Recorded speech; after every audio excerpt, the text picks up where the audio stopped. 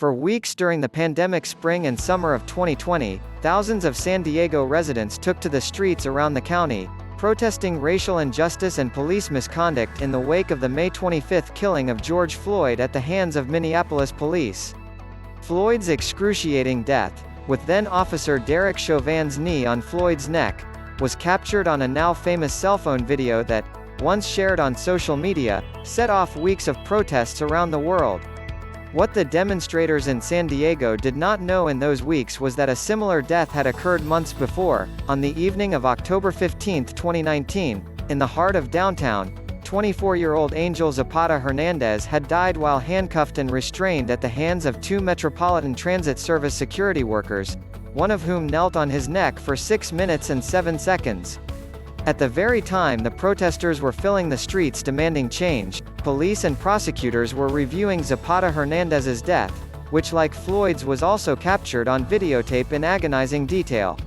Aside from a vaguely worded news release from the San Diego Police Department one day after Zapata Hernandez died, few people outside of law enforcement knew the circumstances of his death.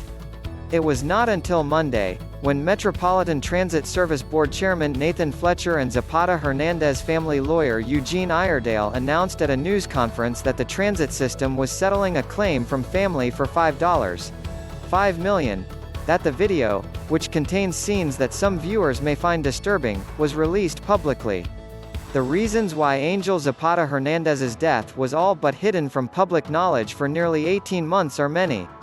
The unique status of MTS security, they are not sworn police officers or peace officers under the law, put them out of reach of some police transparency legislation that could have led to release of the video and information about the death earlier.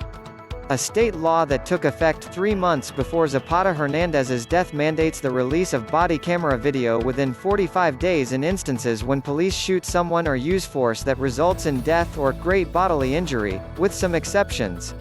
But the law applies to police and custodial officers, not MTS officers or its security officers.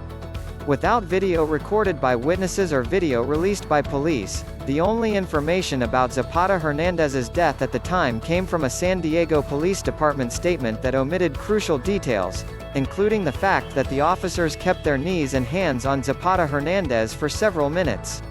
Initial information provided by witnesses and the MTS employees indicate the male was acting erratically and was possibly under the influence, the October 16, 2019, statement read.